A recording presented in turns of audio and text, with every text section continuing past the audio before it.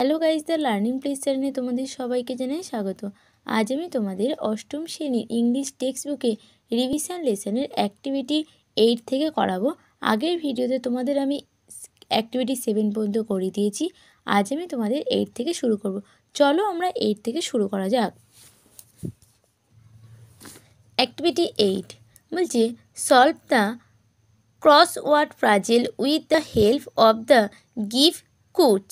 বলছে বক্সগুলো দিয়েছে আর এই লেখাগুলো দিয়েছে, এটাতে কি বলেছে যে সূত্র অনুযায়ী ম্যাচ করে এই ছকটাকে সমাধান করতে, মানে এগুলো পড়ে পড়ে আমাদের বুঝে এটাকে সমাধান করতে বলেছে। কি আছে বলছে অ্যাক্রস, অ্যাক্রস মানে হচ্ছে পাশাপাশি। তাহলে প্রথমে আমাদের পাশাপাশি দেখতে হবে। বলছে hobby of collect poster stamp. তাহলে পোস্টের স্ট্যাম্প সংগ্রহ করে কে?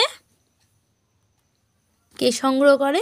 বলছে প্যালাটিলিটি, মানে একের দাগে দেখো কি বলছে প্যালাটিলিটি, PHILATELY, প্যালাটিলিটি। পরেরটা কী বলছে? বলছে study of star and প্যালেন্স।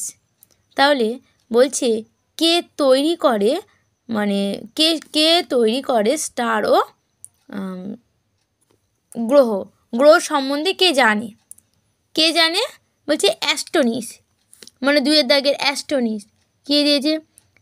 ASTRONAUT, অ্যাস্ট্রোনিস। Down মানে এবার বলছে নিচে নিচে করতে হবে। House where book are kept ready. বলছে কোন ঘরে আমরা বইপত্র পড়ি? কোথায় পড়ি? লাইব্রেরি। দেখো তিনের দাগে বলছে LIBRARY, লাইব্রেরি।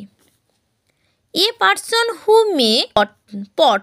বলছে কে মাটির পট তৈরি করে, মানে পাত্রগুলো তৈরি করে। কারা তৈরি করে? না পটার, POTTER, পটার। এই তোমাদের অ্যাক্টিভিটি 8। এবার আমরা চলে যাব অ্যাক্টিভিটি 9। এবার আমরা চলে এসেছি অ্যাক্টিভিটি 9-এর এ। বলছে match the word in column A with their synonyms in colour B. বলছে কালার এ ও বি এর এই স্তম্ভগুলোর প্রতিশব্দ মেলাও। কি আছে?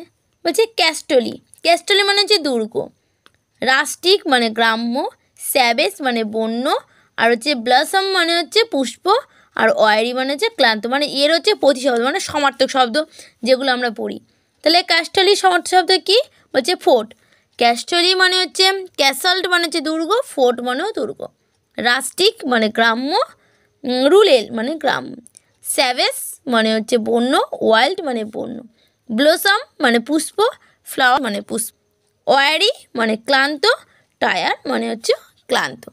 অ্যাক্টিভিটি আমাদের এর হয়ে গেল। এবার অ্যাক্টিভিটি আমরা বি করব, 9-এর বি। এবার আমরা চলে এসেছি অ্যাক্টিভিটি 9-এর বি। দেখো কি বলেছে? বলছে make sentence with the word given column A of activity 9-এর এ। বলছে অ্যাক্টিভিটি 9-এর এ যে কালামের এগুলো আছে, বি নয় কিন্তু, যে এগুলো আছে সেগুলো আমাদের সেন্টেন্স, মানে একটা বাক্য তৈরি করতে বলেছে। আমি তোমাদের খাতায় করে দিয়েছি, দেখে নাও। এই হচ্ছে আমাদের অ্যাক্টিভিটি 9-এর বি। দেখো আমি তোমাদের সব করিয়ে দিয়েছি, এটা দেখে নাও তোমরা একটু।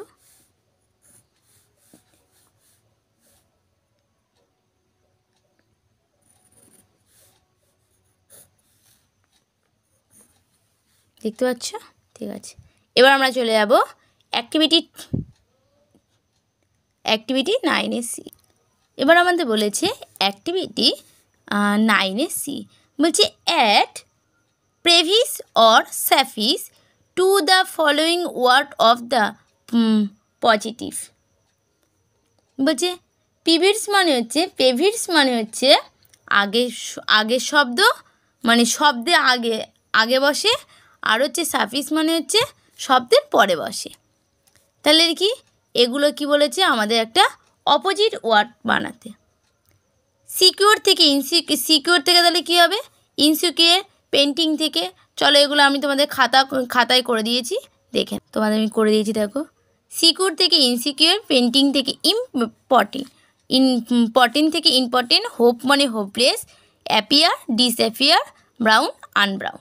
ঠিক আছে, এই তোমাদের অ্যাক্টিভিটি 9-এর সি। এবার আমরা অ্যাক্টিভিটি 10-এ চলে যাব। দেখে নিয়েছো সবাই, খাতা বের করে লিখে নাও। পরেরটা বলছে অ্যাক্টিভিটি 10, বলছে write a paragraph in about 7 famous Bengali writer Bibhutibhushan Bandyopadhyay use the following hints. বলছে এই যে হিংসগুলো দেওয়া আছে, বিভূতিভূষণ বন্দ্যোপাধ্যায় নামে একটা প্যারাগ্রাফ লিখতে হচ্ছে 70 ওয়ার্ডে। এখানে হিংস দেওয়া আছে, এই হিংসগুলো জুড়ে জুড়ে আমাদের একটা প্যারাগ্রাফ লিখতে হবে। আমি তোমাদের খাতায় লিখে দিয়েছি, তোমরা সবাই দেখে নাও। দেখো আমি তোমাদের খাতায় লিখে দিয়েছি, তোমরা পারলে এটা স্ক্রিনশট মেরেও নিয়ে নিতে পারো। দেখো, দেখতে পাচ্ছ সবাই আশা করি। দেখো